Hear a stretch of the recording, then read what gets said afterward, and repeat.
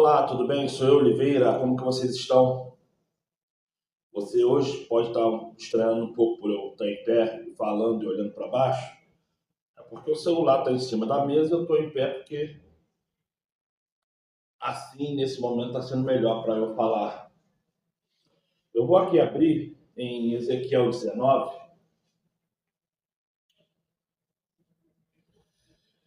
e eu quero que você entenda o que está sendo falado aqui. Vamos ver? Ezequiel capítulo 19, a partir do versículo 1. Se você ainda não achou, vai procurando aí que eu vou fazer uma oração de 10 segundinhos. Tá certo? Então vamos lá. Amado Pai, através de Salvador, eu peço agora que tu venhas e me use para falar em teu nome. Eu te peço, Pai, que perdoe todo o pecado que eu tenha cometido contra ti e ao meu próximo. E eu peço pelo meu filho, Miguel, que nessa hora está indo lá fazer o que tem que ser feito. Da mesma forma pela mãe dele, que a esta hora já está trabalhando. E ao meu filho, Gabriel, que fortaleça ele, libertando ele de todas as mazelas e tudo aquilo que sabe que o diabo ofereceu e ele aceitou. Também peço por mim, Pai, porque tu sabes o incômodo que está na minha coluna, tu sabes o incômodo que está acontecendo em minha vida, espiritual, física e sentimental. Eu te peço, Pai, preenche-me com teu espírito, fortaleça meu espírito, da mesma forma que eu creio que esse homem, que essa mulher que está escutando minha voz, também está clamando agora por ele e pela família dele e dela. Obrigado, Pai. Através de Salvador é o que eu te peço. Muito obrigado. Assim seja, muito obrigado, assim seja. Então, gente, vamos lá em Ezequiel 19. Espero que você achou. A partir do versículo 1. E está escrito assim: E tu levanta uma lamentação sobre os príncipes de Israel. E dize: quem foi tua mãe? Uma leoa entre os leões, a qual, deitada no meio dos leãozinhos, criou os seus filhotes. E educou um dos seus filhotes, a qual veio a ser leãozinho, e aprendeu a apanhar a presa e devorou homens. E ouvindo falar dele, as nações foi apanhada na cova e a trouxeram com cadeia à terra do Egito. Vendo, pois, ela que havia separado muito, versículo 5. Vendo, pois, ela que havia esperado muito e que a sua expectação era perdida, tomou outro de seus filhotes e fez dele um leãozinho.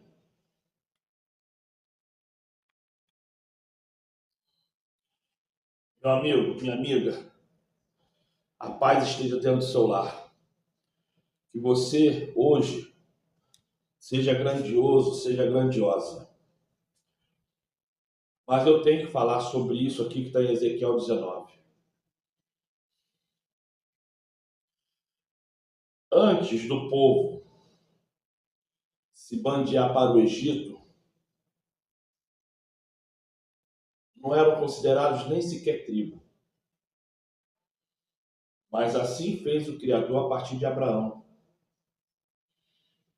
Pois Abraão, no meio dos leões, e dentro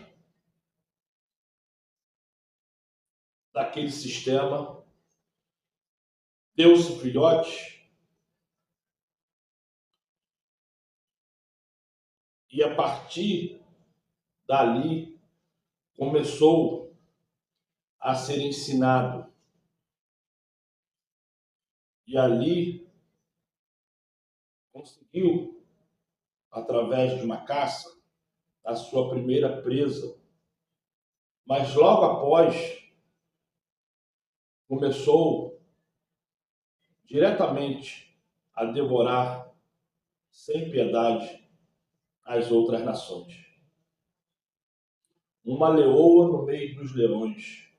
E essa leoa, sem ninguém saber de quem é o pai, deu a cria. E essa cria separou um leão. E desse leão percebeu que não existiria algum tipo de retorno, olhou para o outro leão e ali o fez. Esse outro leãozinho, ele aprendeu. E dali começou a ser o que conhecemos hoje como Israel. O capítulo 19 fala de Israel antes do Egito e de Israel depois do Egito. Houve-se duas fases, a qual, a de depois do Egito, todas as nações olharam e ali se redenteram. Ao qual, mesmo assim, o nosso Pai Celestial, ele separou um povo, porque aquele povo que primeiramente ele separou, ele viu que teria que fazer um outro pacto, uma outra aliança, mas continuar com o mesmo ensinamento. O pacto que fez com Noé mudou quando o povo foi no Egito. E aí foi o pacto feito lá no monte, quando veio com os 10 mandamentos na mão. E agora, quando Cristo veio, que ainda continua o mesmo povo, mas Cristo veio, houve-se um novo pacto, o pacto de sangue.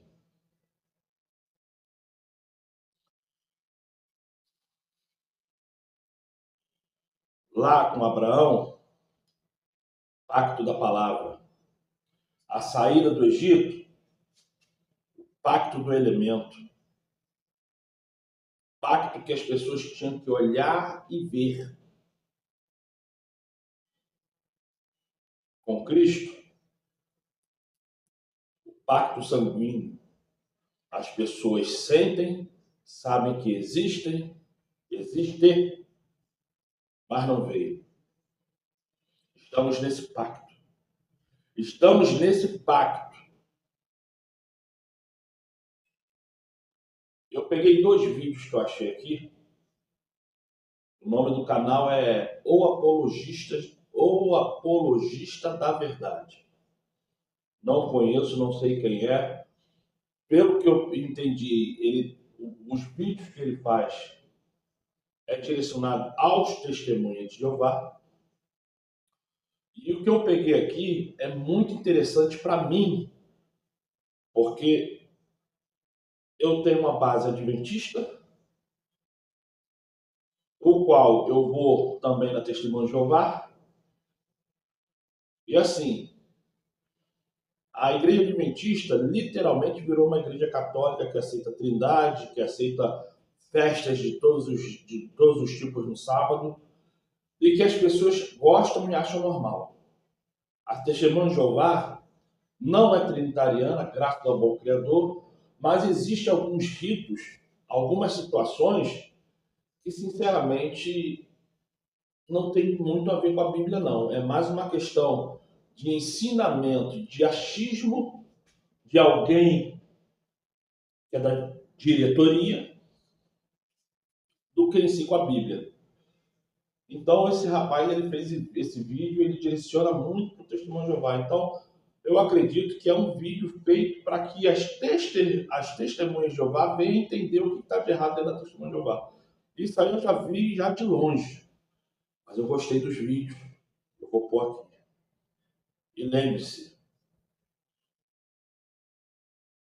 Ezequiel capítulo 19 está falando de Israel. Do pacto anterior ao Egito, do pacto depois do Egito, o qual fez ter o pacto que Cristo fez. E nós, hoje, os gentios, somos aquele povo que vamos fazer parte do reino. Bom vídeo para vocês aí. Sejam abençoados.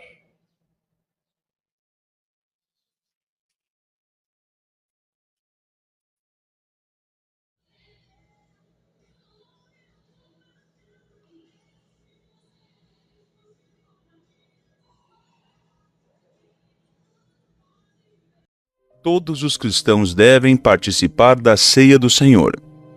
As Testemunhas de Jeová acreditam que o número 144.000, que aparece 3 vezes no livro do Apocalipse, se refere às primícias de Deus, ou seja, cristãos especiais que foram escolhidos por Deus para reinar com Cristo durante 1000 anos. A sede desse reino é celestial, e que antes da volta de Cristo esse número será completo. Ao mesmo tempo, uma grande multidão de homens, de seres humanos, estará na terra durante a grande tribulação. Estes membros da grande multidão prestam hoje serviço sagrado a Deus, aqui na terra mesmo, e esta grande multidão sobreviverá na terra à grande tribulação, e então adentrará o milênio como sobreviventes do antigo sistema. E essa grande multidão de pessoas não reinará com Cristo no céu, mas ganhará a vida eterna na terra. E a organização Torre de Vigia, que representa juridicamente as Testemunhas de Jeová, tem ensinado desde a década de 30, mais ou menos, que esses que se consideram membros da grande multidão não devem tomar da ceia do Senhor. O que eu vou tentar provar para você aqui é que não há nada na Bíblia que sequer indique que alguns cristãos não deveriam tomar da ceia do Senhor. Comecemos então por onde isso se originou. Até a década de 30, mais ou menos, todos os cristãos que estavam em conexão com a Sociedade Torre de Vigia e que eram cristãos batizados eram convidados a participar da ceia do Senhor. Esse entendimento dessa separação de que a grande multidão que sobrevive na Terra não participa da ceia do Senhor, foi introduzido na década de 30 por Rutherford. Até então, desde os tempos de Russell, desde o princípio, não existia isso. Todos os cristãos participavam da ceia do Senhor. O erro de Rutherford foi dizer que esses membros da grande multidão não deveriam participar da ceia do Senhor, pois isso não tem base bíblica alguma. Antes de adentrar a Bíblia e ao que a Bíblia diz sobre o assunto, eu gostaria de começar aqui com um argumento muito lógico. A Bíblia fala da ceia do Senhor. O que você faz numa ceia? Você come? Uma ceia onde ninguém come não é uma ceia. Então acontece o seguinte, em quase 100% das congregações das Testemunhas de Jeová, as pessoas vão para a ceia do Senhor, agradecem pelo pão e pelo vinho e assistem a ninguém comer e a ninguém beber. Ninguém come e ninguém bebe. Isso é uma coisa descabida, irmãos. Não faz sentido você orar em agradecimento por um pão, orar em agradecimento por um vinho, que você não vai comer e não vai beber. Por causa disso, o corpo governante introduziu outro ensino. Eles passaram a chamar a ceia do Senhor de celebração da morte de Cristo. Entretanto, isso não está na Bíblia. A Bíblia não chama esse evento de celebração da morte de Cristo. Não existe isso. O certo é ceia do Senhor, porque é assim que a Bíblia chama. Então, por que é que os membros da grande multidão vão até a ceia do Senhor se eles não fazem nada lá? Se eles só assistem a ninguém comer? Passa-se o pão, passa-se o vinho e ninguém come. Por que então os membros da grande multidão são convidados a ir a este evento? E diante dessa pergunta muito séria, o corpo governante teve de dar uma explicação. Mas visto que a Bíblia não apresenta nenhuma explicação sobre isso, o corpo governante teve de inventar uma explicação. E qual foi a explicação que eles inventaram? Eles passaram a dizer que a grande multidão vai até a ceia do Senhor, ou a celebração da morte de Cristo, como eles chamam, para apoiar aqueles que comem da ceia do Senhor, mas que não estão lá. Ou seja, para apoiar os ungidos. Gente, isso é descabido. Em nenhum momento a Bíblia diz isso. O motivo de você estar presente na ceia do Senhor é para participar do corpo de Cristo. Qualquer coisa que for dita em adição a isso como motivo para você estar na ceia do Senhor é invenção de homens. Na verdade, isso desvirtua a própria essência, o próprio sentido da ceia do Senhor. Você não deveria estar na ceia do Senhor para mostrar seu apoio a homens. Esta é uma razão errada para estar na ceia do Senhor. Se você tirar o comer e o beber da ceia do Senhor, você tira o sentido da ceia do Senhor. Porque uma ceia inclui como parte essencial o comer e o beber. Gente, isso é tão lógico, tão simples, tão óbvio. Então agora eu vou passar a ler Lucas capítulo 22 e começar a fazer uma análise de todo o relato. E quando eu terminar de explicar, você vai entender imediatamente que realmente todos os cristãos têm que participar da ceia do Senhor. Começando então, dos versículos 1 até o versículo 6, nós lemos ali sobre a traição de Judas, que Judas contatou os escribas e os fariseus para atrair Jesus quando ninguém estivesse em volta. Dos versículos 7 até o versículo 13, nós lemos que Jesus ordenou que Pedro e João fossem adiante, e fizessem os preparativos para que Jesus e seus discípulos comessem a Páscoa, o que incluía encontrar uma sala de hóspedes. E assim se deu. Então nós lemos agora no versículo 14. Abre aspas, quando chegou a hora, ele se recostou à mesa junto com os apóstolos. E ele lhes disse, desejei muito comer esta refeição pascual com vocês antes de sofrer. Pois eu lhes digo, não a comerei de novo até que ela se cumpra no reino de Deus. E ele recebeu um cálice, deu graças e disse, peguem este cálice e passem-no de um para o outro, pois eu lhes digo, de agora em diante não beberei de novo do produto da videira até que venha o reino de Deus. Fecha aspas. Então aqui nós vemos a primeira celebração. Isso aqui não é a ceia do Senhor, isso aqui é a Páscoa. Então Jesus participou dessa Páscoa. Ele comeu, ele bebeu e é isso aí.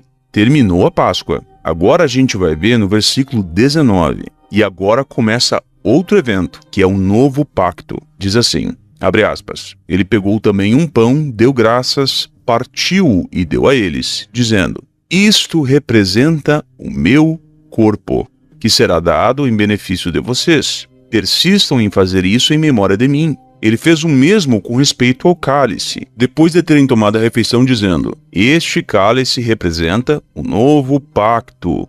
O novo pacto. Note que não é a celebração da minha morte, é um novo pacto, com base no meu sangue que será derramado em seu benefício. Fecha aspas. Então aqui nós temos a ceia do Senhor. E a ceia do Senhor é um novo pacto, que está aqui entre os versículos 19 e o 20. Toda a descrição do novo pacto aqui no Evangelho de Lucas termina aqui. É só isso que a Bíblia diz. Você viu alguma coisa sobre esperança celestial? Você viu alguma coisa sobre ir para o céu ou ficar na terra? Não viu, né? Sabe por que você não viu? Porque não existe isso. Você pode ler 300 vezes esse relato e você vai encontrar a mesma resposta. Nada é mencionado sobre esperança. Nada. A única coisa que é mencionada aqui é que esse sangue de Jesus, representado pelo vinho, beneficiará aqueles que dele beberem. Ou seja, para você ser beneficiado pela morte de Jesus, o que é que você tem que fazer? Você tem que participar da ceia do Senhor. Gente, isso é tão simples. Por quê? Porque ela é um novo pacto. Ela te traz para uma relação achegada com Deus. E agora surge a pergunta, será que Jesus tomou desse cálice e comeu desse pão durante o novo pacto? E a resposta é não. Por quê? Porque o novo pacto não tem a ver com ir para o céu ou não ir para o céu, com ficar na terra ou não ficar na terra.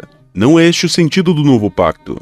Jesus foi para o céu, mas ele não bebeu do vinho e não comeu do pão no novo pacto, ou seja, ele não participou do novo pacto, mas ainda assim foi para o céu. Por quê? Porque o novo pacto tem a ver com o perdão de pecados, e Jesus não tinha pecado. Portanto, ele não poderia participar do novo pacto, porque o novo pacto significa o perdão de pecados e a relação achegada com Deus. Jesus já tem isso. Ele sempre teve isso. Ele nunca perdeu isso. Portanto, ele não precisa do novo pacto. E aqui nós vemos claramente que o novo pacto não tem a ver com reinar com Cristo no céu. Se tivesse a ver com reinar com Cristo no céu, Jesus teria de ter participado. Mas não é esse o sentido do novo pacto. Qual é o sentido do novo pacto? Leiam comigo Jeremias capítulo 31, do 31 em diante, que diz assim, vejam, estão chegando os dias, diz Jeová, em que farei com a casa de Israel e com a casa de Judá um novo pacto. Não será como o pacto que fiz com seus antepassados, no dia em que os peguei pela mão para tirá-los da terra do Egito,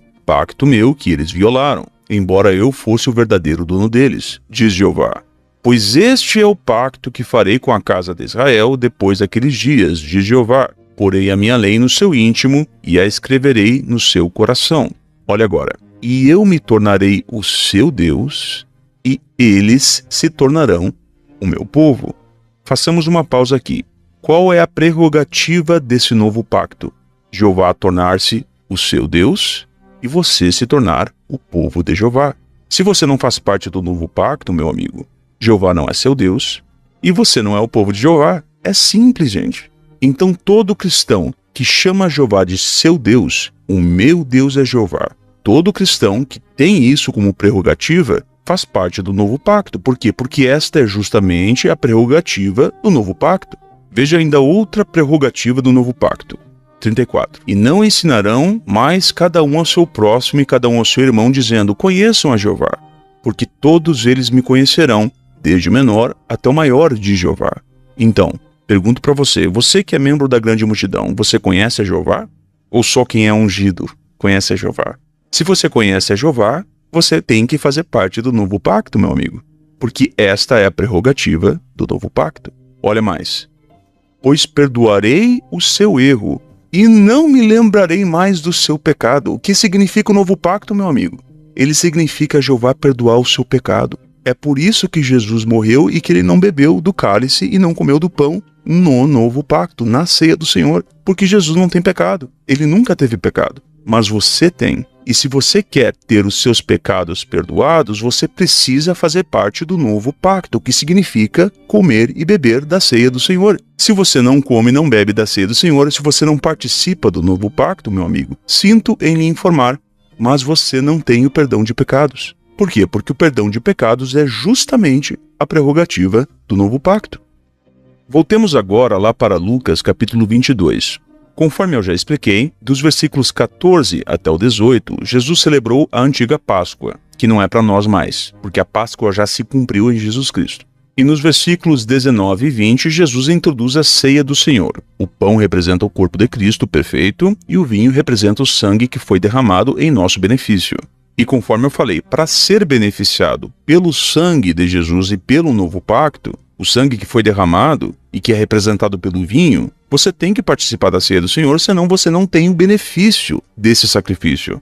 Não faz sentido você dizer que a grande multidão não faz parte do novo pacto, mas que ela se beneficia dele. Isso é sem sentido, isso é descabido, meu irmão. A Bíblia não diz isso em parte alguma. Agora em Lucas capítulo 22, versículo 28, nós vamos ver outro pacto que Jesus fez com seus seguidores. Agora não é Jeová fazendo pacto, e Jesus não está intermediando pacto nenhum. Aqui é um pacto entre duas partes. Jesus é a primeira parte e os discípulos fiéis dele são a segunda parte. Mas aqui é depois do novo pacto. Isso aqui não tem mais nada que ver com a ceia do Senhor. Veja só. No entanto, vocês são os que ficaram comigo nas minhas provações, e eu faço com vocês um pacto para um reino, assim como o meu Pai fez comigo um pacto. Isso aqui não tem nada que ver com o novo pacto, gente, com a ceia do Senhor. 30. A fim de que vocês comam e bebam à minha mesa, no meu reino, e se sentem em tronos para julgar as 12 tribos de Israel. Isso aqui não tem nada que ver com o novo pacto. E esse comer e beber não é agora. Esse comer e beber é o prêmio que será dado às pessoas que vencerem. Isso aqui não é o novo pacto. Note que agora o comer e o beber não tem a ver com o requisito para reinar, mas com o prêmio durante o reinado. Ou seja, qual é a prerrogativa do pacto para um reino aqui no versículo 28 e também no versículo 29 e 30? A prerrogativa é, se vocês se manterem fiéis a este pacto, vocês comerão e beberão no meu reino. Isso é no futuro, isso não é agora. Então isso não tem a ver com comer e beber agora. Isso tem a ver com comer e beber no futuro. Isso não é o novo pacto. Isso é o pacto para um reino. É depois. Isso sim é somente para aqueles que reinarão com Cristo no céu. Mas isso não é o novo pacto. Você lembra qual é uma das prerrogativas do novo pacto profetizado lá em Jeremias? Jeová disse: eu me tornarei o seu Deus e eles se tornarão o meu povo. Esta é uma das prerrogativas. Será que Jeová é o Deus da grande multidão? Veja comigo em Apocalipse, capítulo 7, versículo 10. Quem diz isso é a grande multidão. Diz assim: clamavam em alta voz: devemos a salvação ao nosso Deus, que está sentado no trono, e ao Cordeiro. Pergunto para você, Jeová é o Deus da grande multidão? Jeová tornou-se o Deus da grande multidão, sim ou não? Sim, meu irmão. Então a grande multidão faz parte do novo pacto. É simples. qual é outra prerrogativa do novo pacto? Você lembra? Diz lá em Jeremias capítulo 31, versículo 34. Jeová disse: pois perdoarei o seu erro e não me lembrarei mais do seu pecado. Será que a grande multidão tem o seu pecado perdoado? Leia comigo Apocalipse capítulo 7, versículo 14. Sobre a grande multidão o texto diz: esses são os que saem da grande tribulação, ou seja, eles estão na terra, né? Eles lavaram suas vestes compridas e as embranqueceram no sangue do Cordeiro. Atente a isso. No sangue do Cordeiro. Vá para Lucas, capítulo 22. De novo. Versículo 20. O que diz? Este cálice, disse Jesus, representa um novo pacto com base no meu sangue, que será derramado em seu benefício. Pergunto, o que os membros da grande multidão fizeram com suas vestes compridas? Eles as embranqueceram no sangue do Cordeiro, ou seja, eles receberam o perdão de pecados. Por isso que eles foram salvos. Então, meu amigo, os membros da grande multidão fazem parte do novo pacto ou não? Com toda certeza. Porque se eles não fizessem parte do novo pacto, eles não poderiam colher os benefícios desse pacto. Porque é justamente para isso que serve um pacto. Duas partes, cada parte faz o que tem que fazer, e assim, ambas as partes colhem o benefício disso. Portanto, fica claro que os membros da grande multidão fazem sim parte do novo pacto.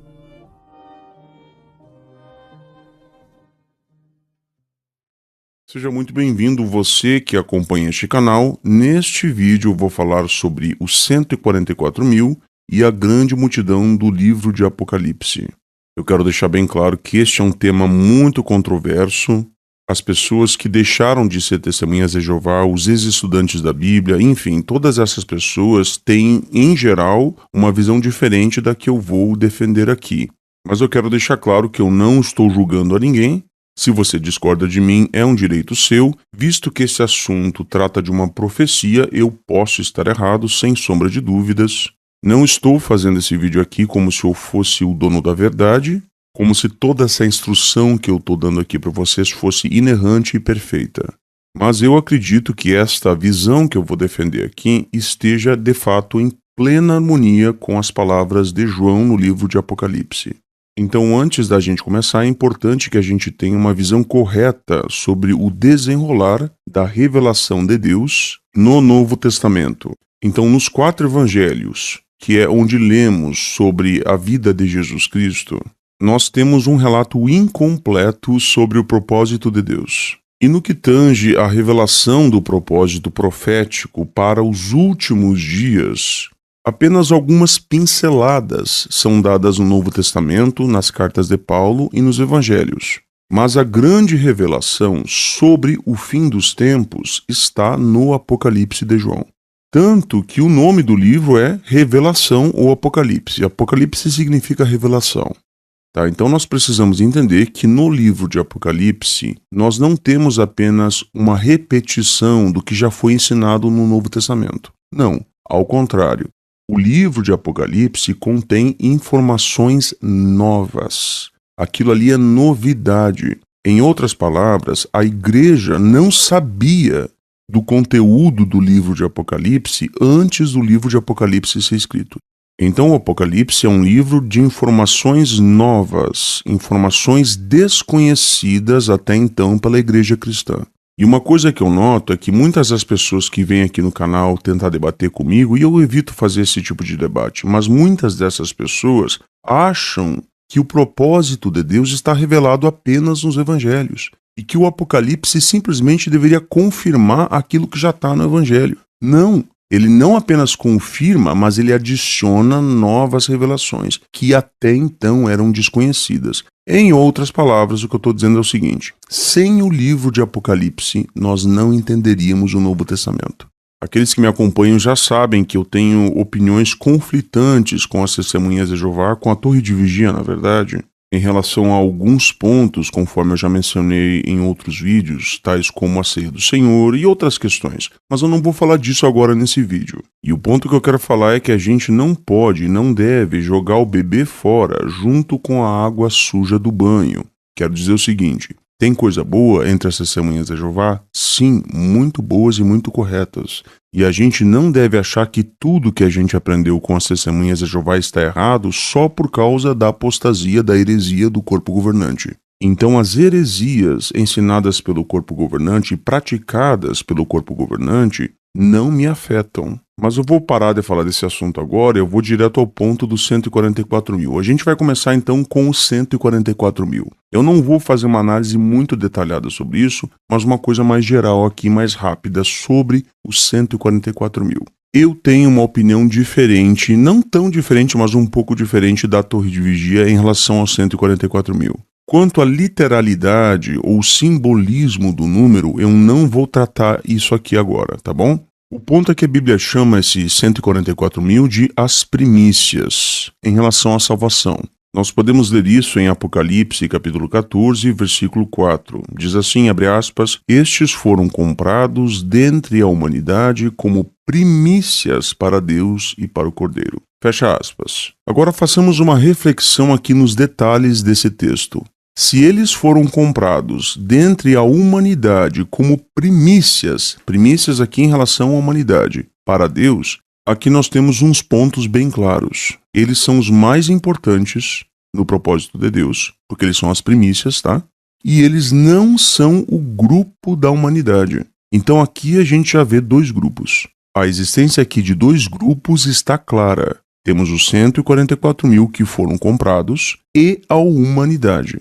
Então a humanidade como um todo não é os 144 mil. Aqui a gente vê a existência de dois grupos. Se você discorda disso, não há nada que eu possa fazer por você, é isso que o texto está dizendo. Agora vamos ler Apocalipse, capítulo 6, versículo 11, que diz assim sobre os 144 mil.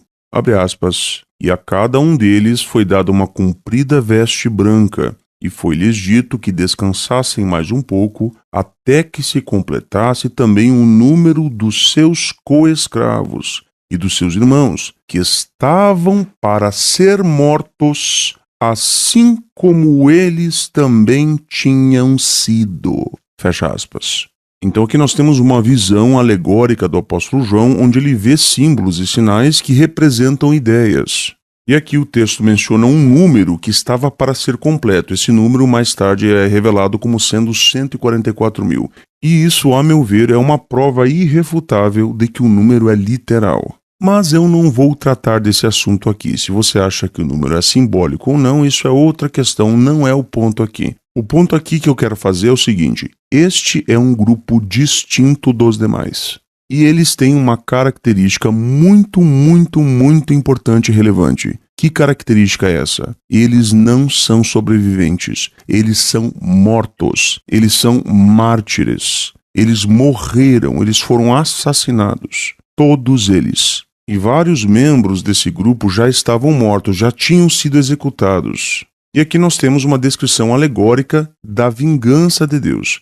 A pergunta é a seguinte: quando é que Deus traria vingança sobre o sangue dos santos que foram mortos? A Bíblia chama este grupo de os selados. E a resposta é a seguinte: Deus traria vingança sobre o sangue derramado quando o número daqueles que estavam para ser mortos fosse completo. E esse número, posteriormente, é revelado como sendo 144 mil. Ainda sobre esse grupo, nós vemos a confirmação do que eu acabei de falar. Apocalipse 20, versículo 4, diz assim, abre aspas, e eu vi tronos, e havia os que se assentavam neles, e foi-lhes dado poder para julgar. Sim, vi as almas dos executados com o machado. Atente a isso. Os executados com o machado, pelo testemunho que deram de Jesus e por terem falado a respeito de Deus. Fecha aspas. Qual é a característica novamente citada a respeito dos 144 mil? Eles são mártires, ou seja, eles não são sobreviventes da grande tribulação. Eles morrem. E eu vou repetir isso porque é muito importante que você entenda. E se eu não repito, parece que as pessoas não prestam atenção. Eles morrem. Eles não sobrevivem, eles não saem da grande tribulação, eles morrem. Esta é uma característica repetida 3 vezes em relação aos 144 mil na Bíblia. Então agora vejamos a terceira vez que isso é dito. Apocalipse capítulo 6, versículo 9. Abre aspas. E quando abriu o 5º selo, aqui está falando dos selados, que são 144 mil. Vi por baixo do altar as almas dos que tinham sido mortos por causa da palavra de Deus e por causa da obra de testemunho que costumavam ter. Fecha aspas. Então vou repetir para fixar bem. Os 144 mil selados não são sobreviventes de nada. Eles não sobrevivem. Eles são mortos. É muito importante que você entenda isso. Mas eu discordo. Bom, então você resolva esse problema com Jesus Cristo. Isso é o que a Bíblia está dizendo. E por que é tão importante isso? Porque quando você entende e parte do princípio agora que os 144 mil têm que morrer para receber a sua recompensa celestial, você vai entender que existem 2 grupos de cristãos. Vejamos ainda mais sobre os 144 mil. Diz assim em Apocalipse capítulo 5, versículos 9 e 10. Abre aspas. Digno és de tomar o rolo, isso é o cordeiro aqui, tá bom?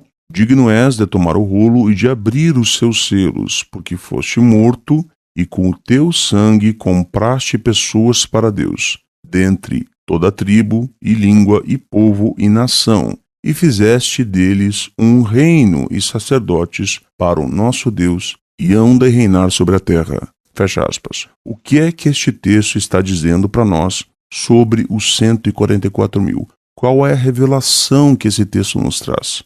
A revelação aqui é: os 144 mil não são judeus carnais. Eles não são israelitas carnais. Eles são de todo povo, toda nação, toda língua e toda tribo. Então, mais à frente, nós vamos ler algo um pouco diferente disso, mas que tem uma alegoria, uma analogia muito importante. Diz assim no capítulo 7, versículo 4. Abre aspas. E ouvi o número dos selados, 144 mil, selados de toda a tribo dos filhos de Israel. Fecha aspas.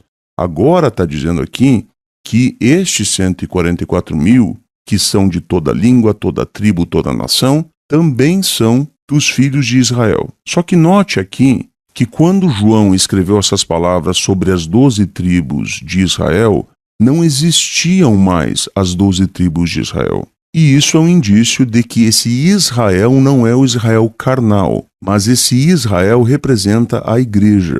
Ou seja, Israel espiritual é a igreja de Cristo. E isso é muito comum no livro de Apocalipse. Muitas vezes usa-se palavras como Egito, ou até mesmo Sodoma e Gomorra, que eram cidades que já não existiam mais quando João escreveu aqui o Apocalipse.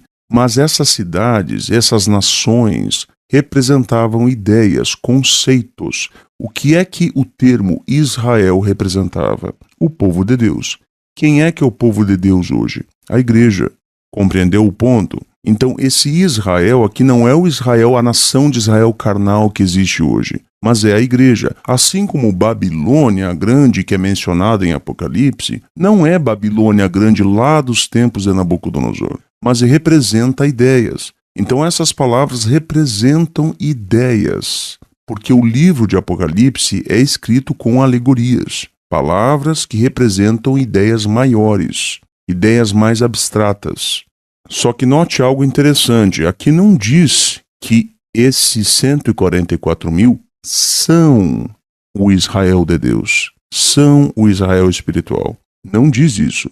Aqui diz que eles são comprados de toda a tribo dos filhos de Israel. Ou seja, tem um grupo maior, que é as 12 tribos de Israel, e dentre essas 12 tribos, estes 144 mil são comprados. Para que você entenda melhor, me deixe fazer uma analogia aqui.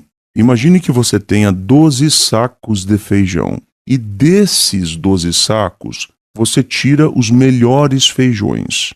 Você tira as primícias, mas os outros que ficaram nos sacos de feijão também são feijões. Então note aqui que os 144 mil são selados de toda a tribo dos filhos de Israel. Note que eles não são as 12 tribos de Israel. Eles não são o Israel espiritual em si mesmos, mas eles são selados de toda a tribo dos filhos de Israel.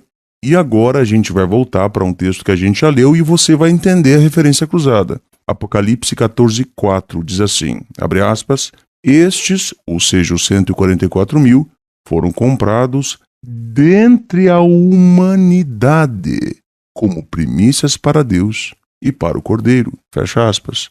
Então note que lá no capítulo 7, diz que eles foram comprados, selados, de toda a tribo dos filhos de Israel. E aqui diz que eles foram comprados, que são aqui os mesmos selados, dentre a humanidade. Então, quem são as 12 tribos de Israel? Você ainda não entendeu? Leia comigo então Lucas 22, do 28 ao 30, que diz assim, abre aspas, no entanto, vós sois os que ficastes comigo nas minhas provações. Façamos uma pausa aqui. Note que Jesus está falando aqui depois dele ter feito a ceia do Senhor e o novo pacto. Ele está falando aqui em particular com os apóstolos e ele está mencionando provações, perseguições. Isso está relacionado com martírio, porque todos os apóstolos foram perseguidos severamente. Só para você entender isso, vamos continuar lendo então. E eu faço convosco um pacto, assim como meu Pai fez comigo um pacto, para um reino. Então note que isso aqui tem relação com os 144.000, só que ainda não havia sido revelado aqui no Evangelho. Seguindo a leitura no versículo 30. A fim de que comais e bebais a minha mesa, no meu reino, e vos senteis em tronos para julgar o quê? As 12 tribos de Israel. Fecha aspas. Quem são as 12 tribos de Israel? A humanidade. A humanidade. Por isso que lá em Apocalipse, capítulo 7, versículo 4, diz que eles são selados de toda a tribo dos filhos de Israel. Não diz que eles são o Israel de Deus. Não diz que eles são o Israel espiritual. Diz que eles são selados de toda a tribo dos filhos de Israel. E a partir disso eles julgam essas 12 tribos de Israel. Então quem é que é o Israel? É toda a humanidade, não são só eles. Só para deixar claro então, a organização Torre de Vigia das Testemunhas de Jeová não ensina isso.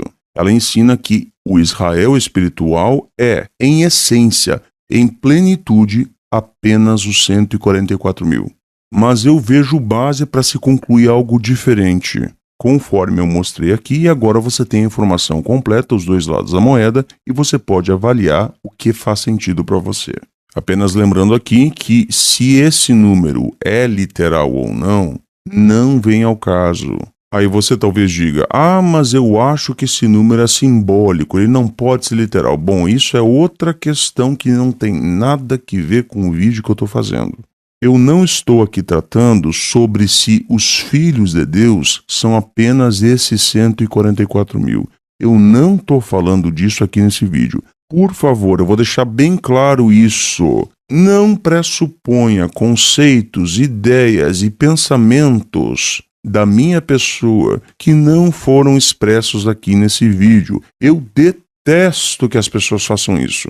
Se eu não disse algo, por favor, não me acuse de ter dito algo que eu não disse, porque você vai ser bloqueado. Quando eu discuto um assunto, eu sou uma pessoa muito centrada. Eu não discuto vários assuntos ao mesmo tempo. Eu discuto só um ponto e vou naquele ponto até que o ponto seja esclarecido. Eu detesto essa ideia das pessoas misturarem assuntos. Mas existe uma só esperança para todos os cristãos, isso eu não sei o que, a Torre de Vigia, isso. Irmão, eu não estou falando disso. Eu estou falando exatamente o que eu estou falando e apenas o que eu estou falando. Outra coisa que eu não gosto é de usar termos e expressões que não estão na Bíblia.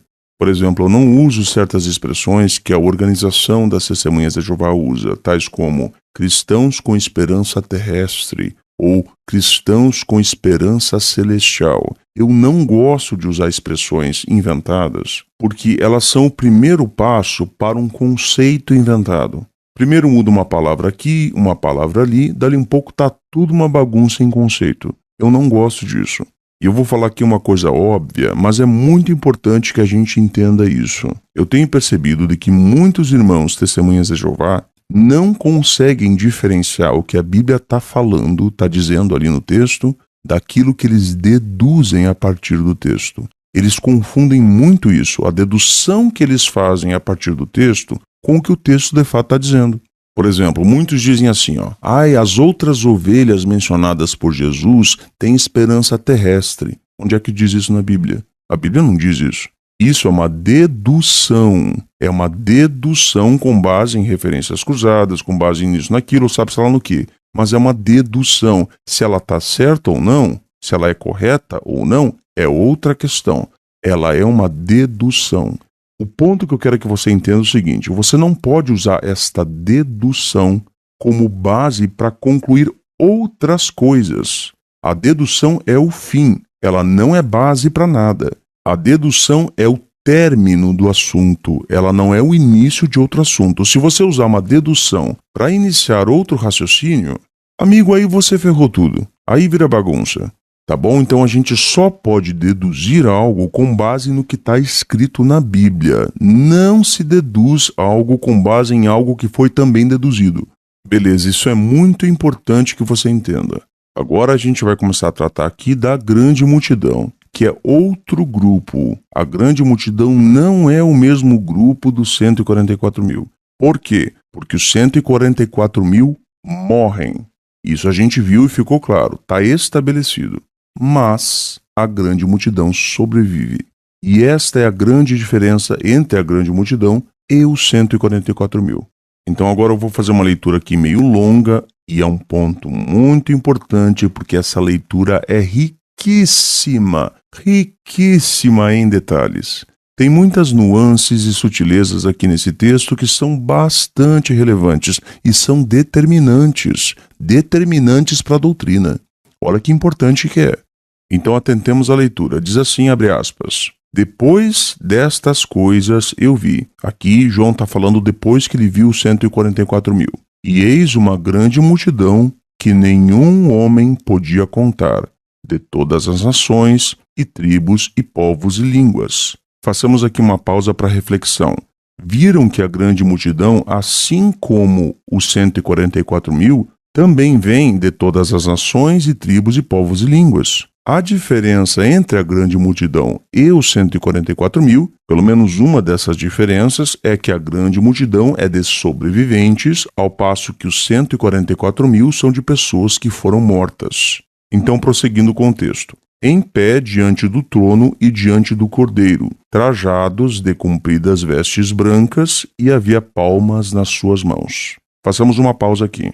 O fato de essas pessoas serem ditas aqui como estando em pé diante do trono e diante do cordeiro não significa que elas estão no céu. E isso é confirmado pela referência cruzada que a gente pode fazer aqui com Apocalipse, capítulo 20, versículo 12, que diz assim, abre aspas, e eu vi os mortos, os grandes e os pequenos, em pé diante do trono, assim como a grande multidão também estava em pé diante do trono. E abriram-se rolos. Mas outro rolo foi aberto, é o rolo da vida. Os mortos foram julgados pelas coisas escritas nos rolos, segundo as suas ações. Fecha aspas. Então aqui a gente vê que este cenário aqui de Apocalipse, capítulo 20, versículo 12, você vai ler todo o capítulo 20, você vê ali que fala da vida na terra. Porque a palavra terra, inclusive, é mencionada ali. Terra. Repito, capítulo 20 de Apocalipse trata especificamente da vida na terra. Então, a pessoa pode estar na terra em pé diante do trono, porque isso está na Bíblia. Então, o fato ali dizer que a grande multidão estava em pé diante do trono e diante do cordeiro não significa que a grande multidão esteja no céu. Poderia se referir ao céu isso? Poderia, mas não necessariamente. Por quê? Porque também poderia se referir à terra. O ponto é que essa expressão em pé diante do trono não quer dizer céu ou terra, mas essa expressão se refere apenas ao fato de que a grande multidão aqui é o foco da análise. Quer dizer, da análise segundo a perspectiva do Cordeiro, de Deus. Eles são aqui aprovados por Deus e pelo Cristo. É isso que essa expressão quer dizer aqui. Prossigamos então com a leitura. Olha o que diz ali, ó. Trajados de compridas vestes brancas. Façamos uma pausa. O que é que isso significa? Isso é um indício fortíssimo de que os membros da grande multidão eram cristãos antes da grande tribulação. Ou seja, se eles estão trajados de vestes brancas, significa que eles venceram o mundo. Significa que eles se purificaram antes do fim, antes da grande tribulação, ou mesmo durante a grande tribulação. O ponto aqui é que eles não se converteram, eles não aceitaram o Cristo apenas depois da grande tribulação. Não, eles aceitaram o Cristo antes do término da grande tribulação. E por isso eles têm essas vestes brancas. O texto prossegue. E havia palmas nas suas mãos. Olha só que ponto interessante. Isso tem uma referência cruzada. Leia comigo João capítulo 12, versículos 12 e 13, que dizem assim. Abre aspas, no dia seguinte, a grande multidão que tinha vindo à festividade, ao ouvirem que Jesus vinha a Jerusalém, tomaram ramos de palmeiras e saíram ao encontro dele. E começaram a clamar, salva, rogamos-te, bendito aquele que vem em nome de Jeová, sim, o rei de Israel. Fecha aspas. Então olha que detalhe interessante, esta grande multidão aqui de João capítulo 12 é um tipo profético, é uma representação profética da grande multidão que João viu em Apocalipse capítulo 7. E estes eram cristãos, estes não eram do grupo dos apóstolos, mas estes eram cristãos israelitas carnais.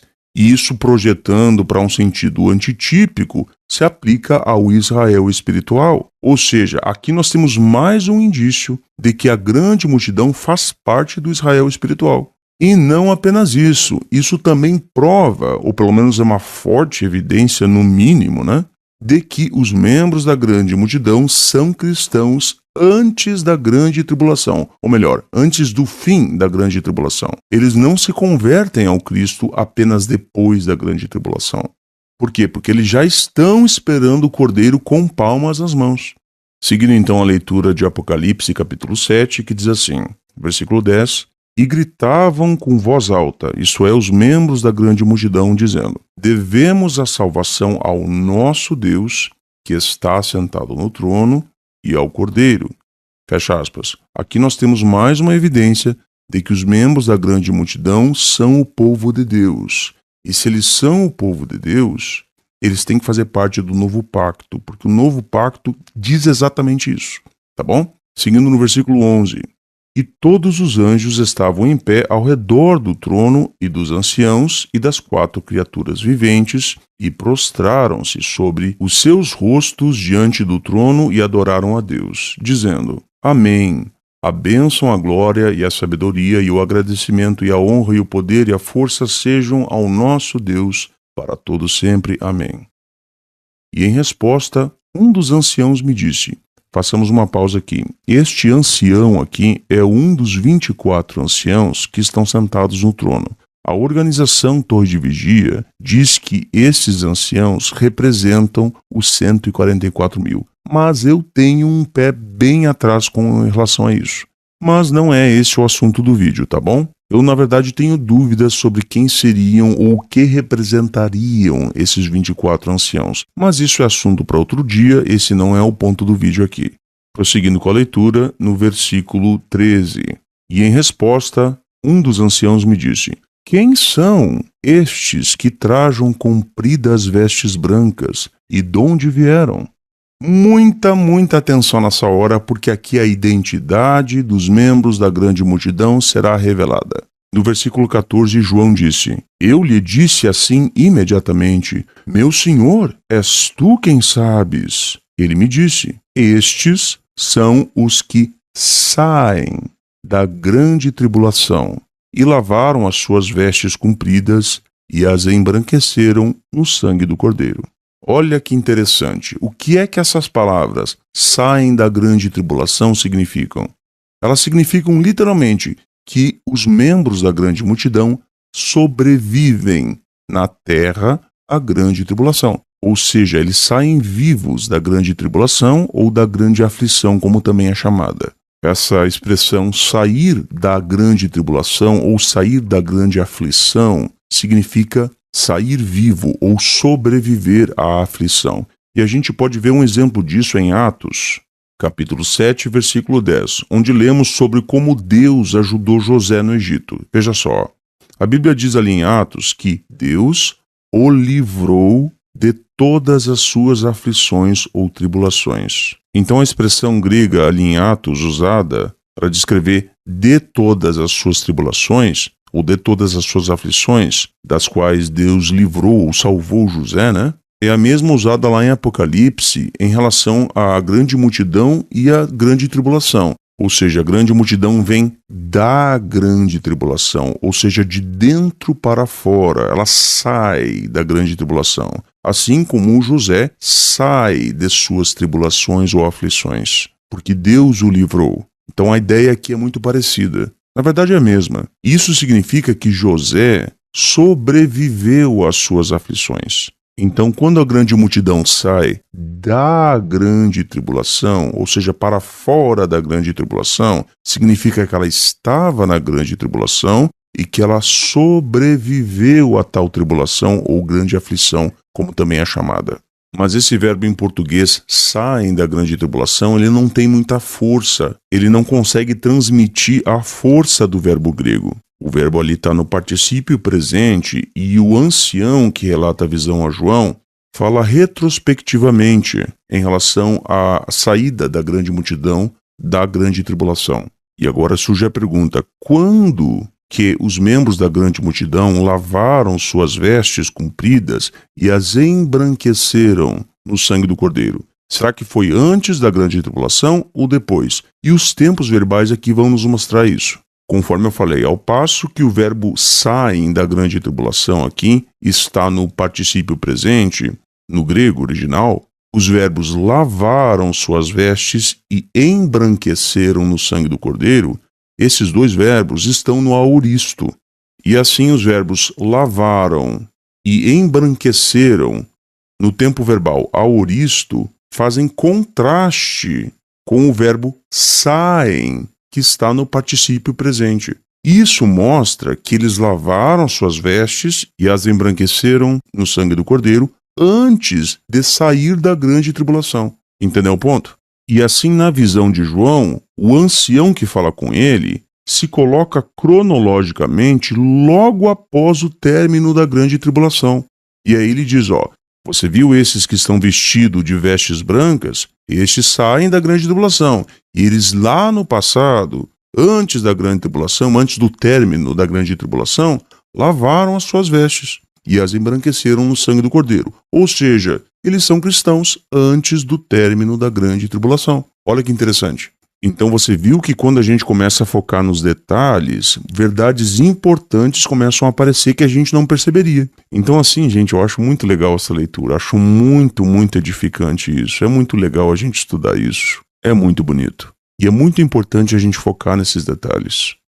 Seguindo ali a leitura no versículo 15, diz assim: é por isso que estão diante do trono de Deus e prestam-lhe serviço sagrado dia e noite no seu templo.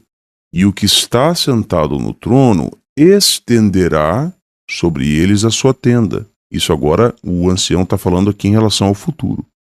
E agora a gente vai ver se esses membros da grande multidão vão para o céu ou para a terra. E aqui você vai ver no versículo 16 que eles vão ficar na terra. Olha só.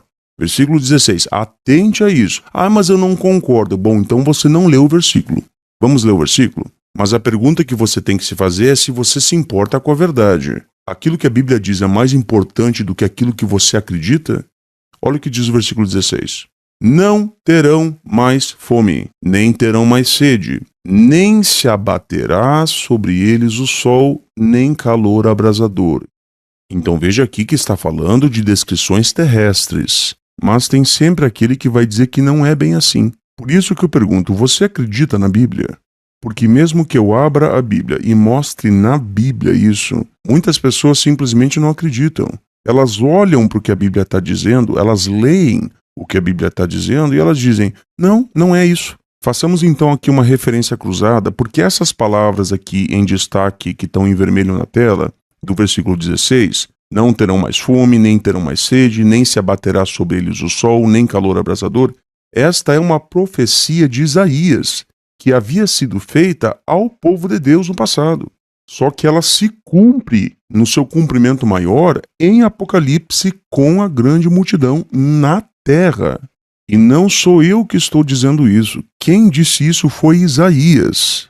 Leamos então Isaías, capítulo 49, versículos 8 ao 10. Abre aspas. Assim disse Jeová: num tempo de boa vontade te respondi, e num dia de salvação te ajudei. E eu te estive resguardando para te dar como pacto para o povo, para reabilitar a terra, para fazer que se reentre na posse das desoladas propriedades hereditárias. Isso aqui tudo é um antítipo para o fim do sistema, tá bom? Para a grande tribulação. Seguindo no versículo 9, para dizer aos presos: saí, aos que estão em escuridão, revelai-vos, pastarão junto aos caminhos, e seu pasto será em todas as veredas batidas. Olha agora, não terão fome, nem terão sede, nem se abaterá sobre eles o calor abrasador ou o sol, porque aquele que se apiada significa tem misericórdia, porque aquele que se apiada deles os guiará e os conduzirá junto às fontes de água. Fecha aspas. Então aqui você nota que a profecia de Isaías sobre a vida na terra, conforme o próprio Isaías disse, se cumpre na grande multidão.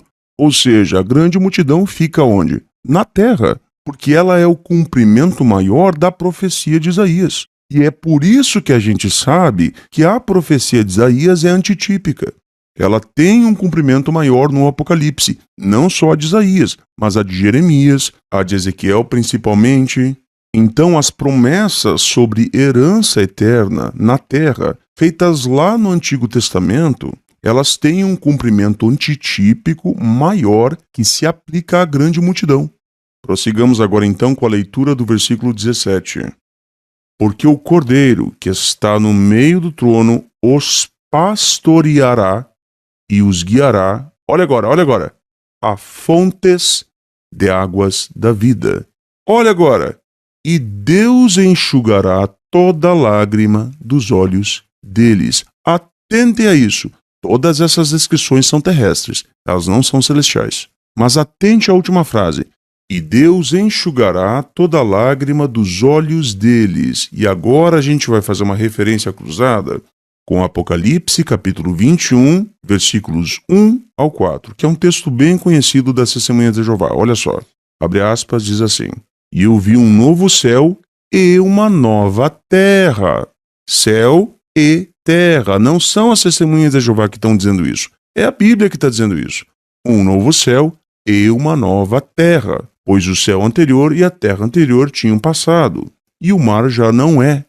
Vi também a cidade santa, essa aqui é a cidade celestial, Nova Jerusalém, descendo do céu. Como é que a gente sabe que essa cidade Nova Jerusalém, essa cidade santa, ela é celestial? Porque ela vem descendo do céu, ou seja, ela estava no céu.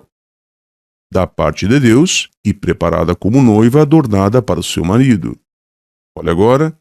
Com isso, ouvi uma voz alta do trono dizer: Eis que a tenda de Deus está com quem? Com a humanidade. Então, veja só, a Nova Jerusalém desce do céu, a tenda de Deus está com a humanidade na terra, porque humanidade é terra, não é céu, e ele residirá na terra com eles, com a humanidade, né? E eles, a humanidade, serão os seus povos. O próprio Deus estará com eles. E enxugará dos seus olhos toda lágrima, e não haverá mais morte, nem haverá mais pranto, nem clamor, nem dor. As coisas anteriores já passaram. A quem isso se aplica? A toda a humanidade na terra. Não só a grande multidão, mas a todos os ressuscitados aqui.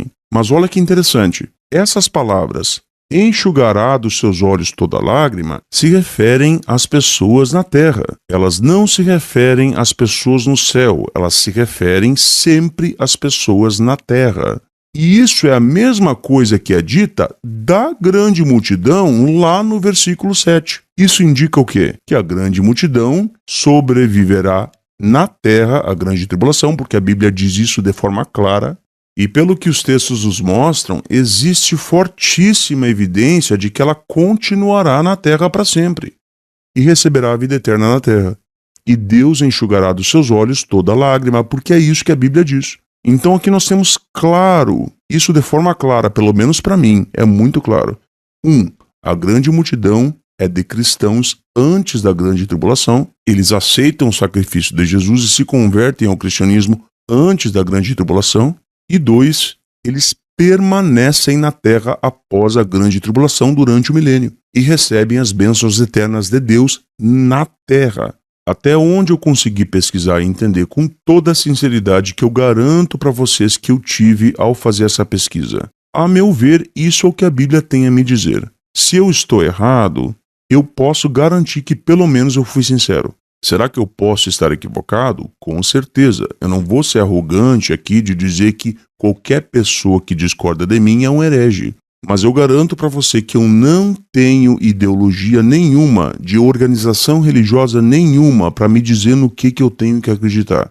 Se eu tivesse chegado, após essa pesquisa, à conclusão oposta à qual eu cheguei, eu diria isso francamente sem nenhum problema. Eu estou em busca sempre da verdade. E a prova disso é que eu não me refreiei de expor os problemas do corpo governante que precisavam ser expostos.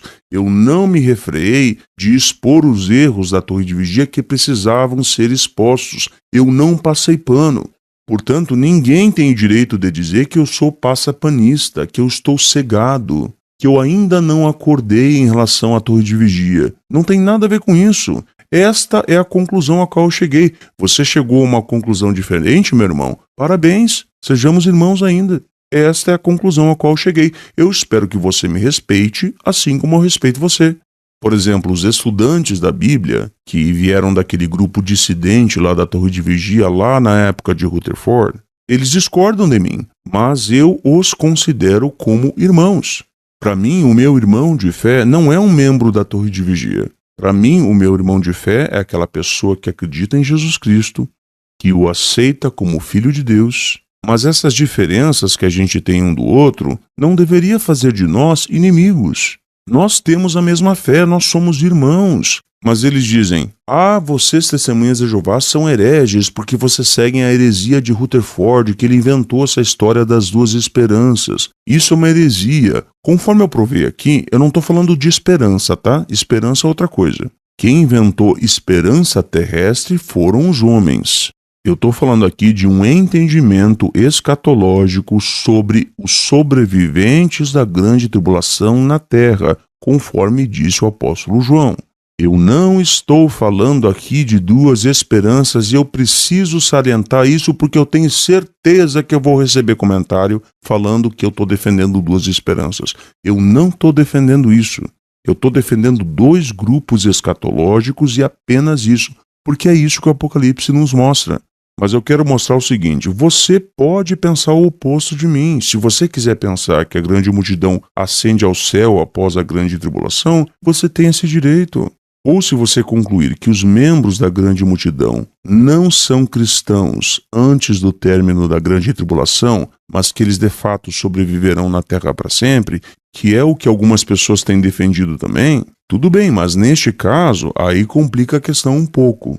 Porque aí surge a pergunta, com base no que os membros da grande multidão serão salvos, se não por causa de sua fé? Mas é isso aí, eu fico por aqui, um abraço a todos e até a próxima.